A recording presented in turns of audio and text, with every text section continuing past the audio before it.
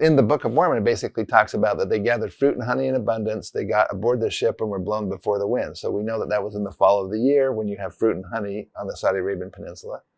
You already talked about the prevailing wind currents and how in the spring and summer, the winds are contrary to doing that. So when you left in the fall would be when the winds change and it comes out of the India and the Himalayas basically and down across the eastern part of Africa. And that was the winds that you were in. Yeah, that's right, which is sort of effectively characterized by what they call the northeast monsoon coming across from India down towards Tanzania and Mozambique. The northeastern monsoon, basically from about October to June, is when it begins in October, and that's when you left there is at that point in time. So it was October the 26th when you left, and then so you departed, went down to the Comoros Islands, and we find this fascinating. That is there's a place in the Book of Mormon called Cumorah.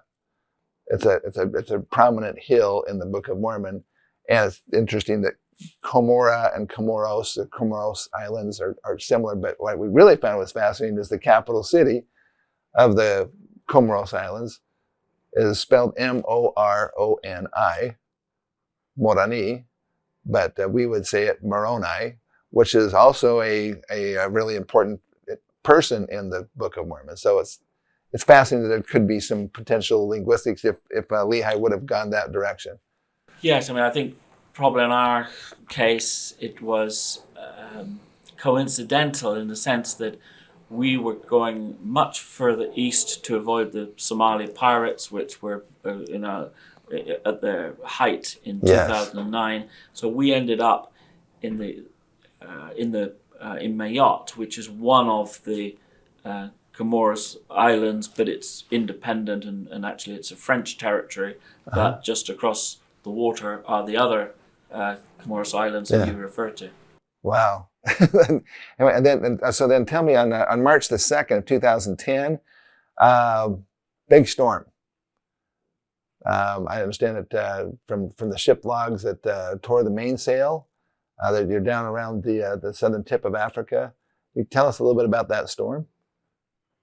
Yeah, so we are at that point circumnavigating around the Cape of Good Hope, or as the Portuguese called it, the Cape of Storms. So, and of course, the Cape of Good Hope is the graveyard of many hundreds of ships, because there you get the two oceans meeting. You get the Atlantic Ocean and the Indian or Southern Ocean meeting, and that causes very abnormal waves and very tricky sailing conditions. Yeah. And at that time, when we went around, there were 30 to 40 knot winds, and they were in our favor, so that wasn't a problem. But what was the problem was that the winds were just too strong for our sail, and at 3 o'clock in the morning, the sail just ripped in two because of the pressure. And you could say, well, I was at fault as a captain. I should have perhaps taken the storm sail. Of the sail up. I could, but it didn't seem too bad at the time. But in hindsight, you'd have probably reduced the sail, the amount of sail that's exposed to those winds. Anyway, it ripped in two, and for the next 45 minutes, we had a very challenging situation where we had to get the boom down on deck. We had to put a new sail there because the old one was ripped in two. While we're rocking around because we have no motion going forward. And then, but the teamwork really, we had to get all hands on deck to take off the old sail, put on the new one on the boom, which was relatively handy. Yeah. And we got going again, and were able then to sail up to continue the trip around to Cape Town. Yeah. So it all ended well, but it was a pretty frightening experience. Well, we're glad that you made it through. I understand in some cases there were 2 and 3 meter tall waves, which were if you're in a 20 meter boat or whatever ship, that's going to rock you pretty hard. Yeah, that would be a minimum sort of size of waves. But really? What I would say though is, we are usually sailing with the wind and the waves. So the waves could be 10 meters high, but they are elongated and taking place over a period of a minute or two. So yes, the ship is going up and down, but you're, all being well, you are going with the waves. You're not going into them or smashing into them. Right. So except in this situation where once we lose power because we've got no sail, then the ship lies abeam, and then that becomes potentially very dangerous. Yeah. I did have one question. That is that there was at one point, I remember on the ship's log, it said something to the fact that you could see that you were sailing to the west as you're coming around the Cape of Good Hope, and but then the GPS was saying that you were going east or something. I can't remember what that was. But it basically felt like you were being kind of blown backwards for a little bit, because I think you were going from the Indian Ocean into the Southern Atlantic Ocean. Any recollections on that? That was before the turn around the Cape of Good Hope. Yeah. So when we were coming down what's known as the Wild Coast in South Africa, it was all going quite well. And then all of a sudden, just for about 24 hours, the wind direction changed. We were about 15 miles off the coast. And apart from concerns about being blown onto the coast, yes. What we were able to do was to put a small amount of sail up, and we were, what the sailors would call, we were able to hove to. So we were able to sort of maintain the position of the stability of the ship with a small amount of sail up, but we did get blown back by about a knot. And so over a period of 24 hours, we went back, I think, about 18 nautical miles. But wow. And then as soon as the wind changed back to what we wanted, we were able just to continue and let more sail out, and off we went again, which was a valuable experience that, who would have known that in a Phoenician ship you could hove to and maintain your position against an adverse wind.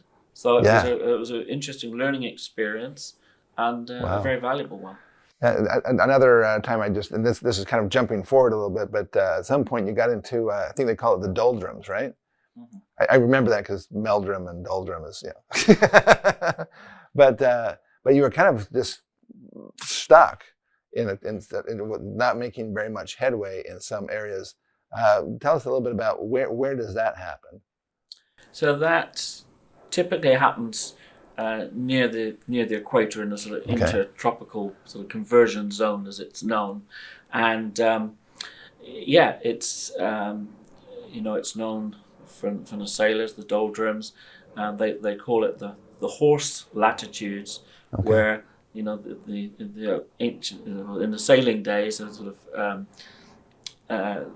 they would have to kill the horses because they didn't have enough food to survive the doldrums. Because they're just sitting there. They're sitting there, and rations and food's getting short until they get out of the horse latitudes. So the doldrums are well known, but you just have to stick with it, which is why it took us so long to get up into the northern Atlantic, because you have to just go through, and sometimes you're only doing, let's say, 10 miles a day rather than the normal perhaps 100 miles a day of progress that a ship like that would make. Yeah, that's pretty amazing. 100 miles a day. That's not, I know that that's not the average, but I know that along the upper part of the you talked about it being about that. Let's go really quickly. So in the Book of Mormon, it does talk about a great storm, so that makes sense. That would be that's the stormy part of the area there. The Book of Mormon talks about a great tempest. So you left Cape Town, South Africa on March the 22nd of 2010, and off you go. And the plan was, as I understood the ship's log, we were going to kind of follow the west coast of Africa up. But then I remember a particular journal entry that you did in that, and it said, we are trying to get back over to Africa, but the winds and the currents keep taking us further and further out into the southern Atlantic Ocean. And as Keith Johnson and I were following this on every now and again, you would beam your position up to the website, and we kept seeing you go further and further and further out, and going, whoa, They're going further and further out here, and at some point, I think the decision was made, we're going to have to shoot for something else so we can restock up here, which is, there were some islands up here just really between the west coast of Africa and the east coast of South America. Yeah, so there are a couple what are those islands called? I don't remember. Yeah, so there's two islands which us British guys know quite well, which is St. Helena, which was where Napoleon was exiled to as a prisoner, and then Ascension Islands, which is a little bit further north, but used as a military base both for British and American forces. Yeah. Now, we'd always sort of intended to go to St. Helena, Okay. Partly because there was a lot of piracy in the Nigerian Delta. Okay. And so we didn't want to go too close in there. We didn't want to court, piracy and the like. Right. So we weren't perhaps as close to the African coast as we would have perhaps liked to have been in different circumstances. But would that have made a difference, though? If you were able to hug the coast? Well, it would have made a little difference. We wouldn't have gone quite as far out into the Atlantic, but we would have still we would have been pushed a long way into the Atlantic. Either way. Either way. Just because of the ocean currents and the air currents. We were just going to be pushed out there, and so it might not have been quite as close to the Caribbean and Florida as we ended up. But we would have still been a long way across, more than halfway across the Atlantic for sure. Yeah. Because with a square sail rig, you can't point into the wind. So we were doing all we could to turn around, and in a way we had to wait for the Gulf Stream to turn us around and get us back on track towards the Mediterranean. So, Well, I remember there was a point out there, I think it was just after the Ascension Island, when Keith Johnson and I were talking on the phone, and we were seeing that you were getting closer and closer over here to America. And I said, Keith, can you send a message to Captain Philip about to come to Florida? And I think now this is coming from him, so you tell me if we got this right or not. But he gave you the message through the satellite phone that if you come to Florida, we will help to restock and so forth. And your answer was no. The plan was not to go from the Saudi Arabian Peninsula to the United States. The plan was to go back to the Mediterranean, and so we're not going to stop in Florida. Is that? That's correct. Yeah. That's correct. Okay. He's absolutely right. He's lobbied me. We were trying to get you to come. Come Florida, but as I said, the mission was always to circumnavigate Africa, and we did all we could to get back to the Mediterranean. It was challenging, but So I had to disappoint Keith on that one. Yeah. So anyway, bottom line is that the most westerly point in the expedition, I think you actually put that in the ship log. This is the far west as we've got on our expedition happened on June the 12th of 2010. At that point, he had made about 350 miles from the southern tip of Africa up to just about 350 miles off of Cuba, essentially. And at the time, the ship was making about 100 miles per day. We're really only about 3.5 days away from landing in what is considered North America, where Columbus landed and so forth. And we were quite disappointed that we couldn't take 3.5 days out of that long journey to stop in for a little visit, come see Keith. But what ended up happening is you ended up going up the east coast of the United States, about 300 or so miles off of the east coast, up through now you're catching into the northern Atlantic currents, which go up the east coast of the United States and then circles back around, comes down to the Azores, and then through the Gulf through the Straits of Gibraltar and over to Lebanon, which you had and that period. So this is the Azores. You were there July the 19th of 2010, and then this image is actually from your website as it was tracking with your tracking satellite, and they ended up there in Beirut, Lebanon, October the 12th of 2010, to a huge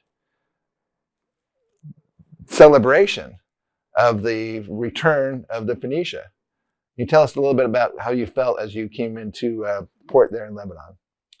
Yeah, it was quite overwhelming because obviously a lot of Lebanese have been following it, and they were absolutely delighted that we, arrived one morning in Sidon and then in Beirut, and then we went up to Tripoli, in one of the northern towns in Lebanon, and literally, 30 to 40 fishing boats and leisure craft came out to escort welcome you us and wave flags, and there was a whole day, and it was all on national television in Lebanon, and it made the whole sort of thing, spending 2 years circumnavigating Africa, we were sort of well worthwhile and appreciated. Yeah. So this this is a pretty major celebration going on there in Lebanon and that area. And then it was not too long after that. Well, I want to cover just a couple of quick things for those who are of our faith that are just fascinating. And that is that the Phoenicia had several different layers. There was 10 days in the Comoros Islands, changing crews and getting more supplies and things like that. Then had 13 days in Mozambique, 13 days at Richards Bay, and 8 days in Durban, South Africa, for a total of 44 days. That if in the Book of Mormon they were able to sail straight through, they wouldn't have needed to make those stops because Lehi had his crew with him, so he had his family. They couldn't escape, and they didn't have to change crew members. Then they had 17 days in Cape Town and 5 days in St. Helena Island and 5 days at Ascension Island. So there's about 71 days total that it would have been possible to make it shorter. And in the Book of Mormon, they don't talk about stopping. So that's the reason why we're addressing that aspect of it. But if that's the case, then if Lehi departed October the 26th, let's say of 590 BC, okay, because that was about the time frame when they would have been down there, 103 days without stopping would have put him basically about 3 months, a little over 3 months, to make it down to Cape Town, South Africa, arriving approximately February the 6th of 589 BC. And the interesting also thing that I think is fascinating is that when I asked Keith Johnson, I said, so what does Captain Philip Beale what are you supposed to bring to wear? And he says, shorts and a t-shirt is all we're going to need. Because even though we're going to be in the winter time of the year in the northern hemisphere, when you left the Saudi Arabian peninsula and went south, you crossed over the equator into the southern hemisphere, and now you're sailing into summertime in the southern hemisphere. So they didn't even need to bring really much more than just a light wind jacket, maybe. Is that accurate? Or does it get kind of cold sometimes? Yeah, it can get a bit chilly at night. And of course, every now and again, if you get a storm, you're going to get drenched. So you do ideally, need some sort of oil skins or something a little bit more protective. Yeah. But in general, But you're not going to freeze to death, probably. No, the legs that Keith was on, he didn't need any particularly sort of heavy weather gear, as it were. Yeah. But going around the Cape of Good Hope, obviously we might need it. We would have needed We'd be a little bit cool, a little much cold. further south, colder at night. Okay, yeah, so that was from Keith's perspective. So that was just from Mozambique over the Comoros Islands. All right, so if that's the case, then basically we have February 6th of 589 BC. Lehi arrives at Cape Town, South Africa. It's interesting because he could have stopped, and the Book of Mormon doesn't say that he sailed without stopping. It just doesn't say anything about stopping. So he could have been stopping and picking up water, supplies. Yeah, I think he along probably the way. would have at some points. But the thing is, they wouldn't have needed to stop for so long. They could just replenish and just go get some more supplies and then move on. Yeah, but for those of us of our faith, basically that has real significance because in the Book of Mormon it talks about if you take out all of that, basically it means that Lehi's potential arrival then here in America would have been around April the 10th to April the 25th, which is fascinating because in the Book of Mormon, when Lehi arrives here, it says that, this is from 1 Nephi chapter 18, it says that after we had sailed for the space of many days, we did arrive at the promised land, and it came to pass that we did begin to till the earth and began to plant the seeds which we brought from Jerusalem. and they did grow exceedingly. So this is planting season. But it's interesting because Columbus, Cortez, Coronado, and others that came from Europe, they would leave after the icebergs and things were out of the harbors up in Europe, and then they would leave late spring, and by the time they got over here to America, it was too late to plant, and so usually the first year they really suffered. They didn't get a crop in the ground. They had nothing to eat that first winter, and they were down to eating earthworms in some cases when they got here in some of these early colonies. So it's interesting to go all the way around Africa, and you end up just in the right time so you can plant your crops and survive the first winter without a problem. And we find that really kind of a fascinating aspect of it. But also the latitude here, the latitude of Jerusalem, and or I should say the Levant area. Okay, the latitude of the Levant area and Florida are nearly the same latitude. So plants that would be brought from that area would have grown easily at the same basic climate as that. So that's really the main things that we wanted to go over. I've had this in a book that I did probably 8 or 10 years ago. I just barely got it in the book before it went to print. And so we've been telling the story of the Phoenicia expedition, and it's really a very big honor for me to have a chance to sit down with you after you've even spoken at our events before, but I've never had this opportunity to really sit down and tell you how much we appreciate your courage, your strength, your fortitude, your ability to make things happen. A project like this is not something that is for the faint of heart. And so we want to just thank you from the bottom of our hearts for what you've done. Very, very welcome, and thank you for your support. And without some of the members of your faith, we wouldn't have done it quite as well as we did. So thank you very much. We were glad to be able to help. So listen, everybody, there's a lot more information about the Phoenicia.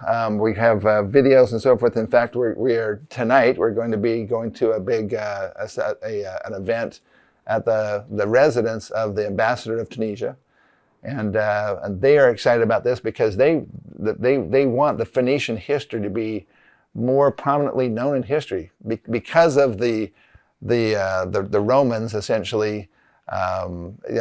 Writing them out of history and burning Carthage and so forth, and all the libraries and things that were destroyed.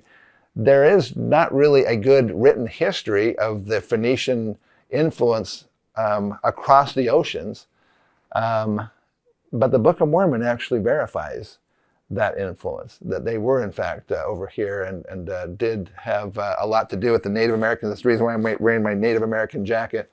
That's an interesting thing that maybe you, but in the Bible it talks about the Lord had commanded the Hebrews to always wear a fringe upon their garment, all of their days.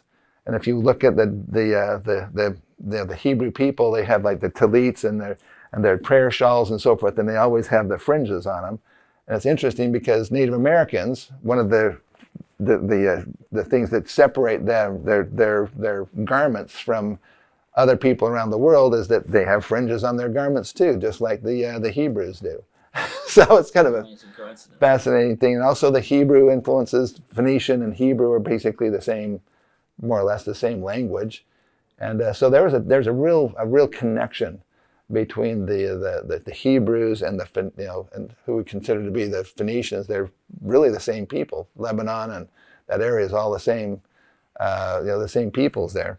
So if you want to learn more about the Phoenicia expedition, you can go to our website at bookofmormonevidence.org, and you can go to Philip Beale's website, which is philipbeale.com. philipbeale.com. Also, we have another a book that was done by Russ Barlow, and it's Truth Seekers, and in that book it has to do with the universal model science and so forth. But he has a few pages about the route of the Phoenicia ship and the amazing accomplishment that was. And so do you have any last couple of things? So do you have any other further voyages in mind? And also to finish, and we didn't really cover, where is the ship now? So now the ship is being restored near Montrose on the Mississippi. A site of land has been secured to build a museum for the Phoenicia, and the museum will celebrate both ancient Middle Eastern culture, but also indigenous American culture in the ancient world. So it's going to be a fantastic place to see and visit for education and research, and we are underway to raise the funds to build that museum. But already, as I said, the site has been secured, and we're making good progress on that. That's Mike and Betty LaFontaine and their crew over there. And so if you'd like to go and learn more about or if you want to volunteer to come and help, we'd sure love to help. And that is to go to PhoeniciaRocks.com is where their website is, and you can make donations and so forth if you want to help with the rebuilding of the ship. But why do they have to rebuild it? So, just after the ship arrived in Florida, just as the coronavirus pandemic was starting, and nobody was really that interested in the vessel, so it was deconstructed. Wasn't there a couple of museums, though, in Europe that were interested? There was. But then COVID hit. And their focus and ambition, went away. Yeah. And so we decided to deconstruct the vessel and put it into storage until such time as somebody came forward, and then the Heartland Research Group came forward and acquired the vessel and are now reconstructing it, putting it back together, and making a fantastic job of it in a warehouse in Montrose. Yeah. And then, obviously over the next few years, we'll be building the museum for it, and it'll be a fantastic place to learn more about these ancient cultures. So are you saying that your voyage days are done? I think it would take a lot for me to build another ship. That's what I'm saying, I think. But I will be doing some smaller expeditions, and get some younger guys to build the ship, and then you just oversee it. Yes. Yeah. So I have an adventure travel business called pioneerexpeditions.com, and I will be leading some next year some expeditions, smaller land-based expeditions and adventures.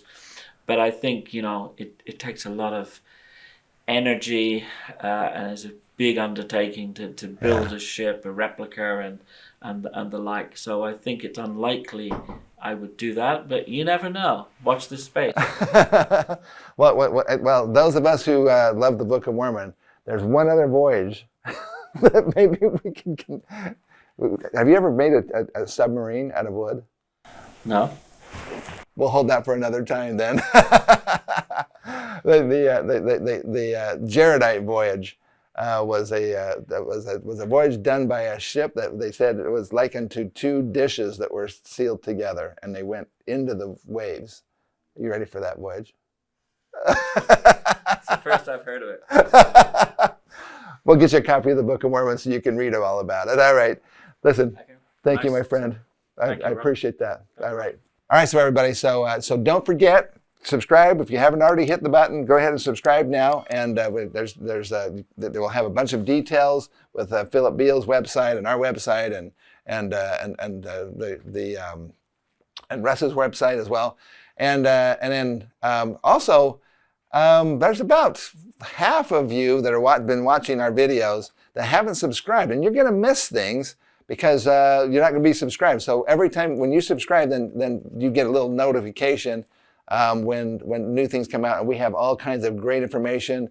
We're interviewing crew members and other people who are involved with the expedition, and even the Tunisian authorities and things. So we're excited about that. So go ahead, hit the button, and we'll see you later.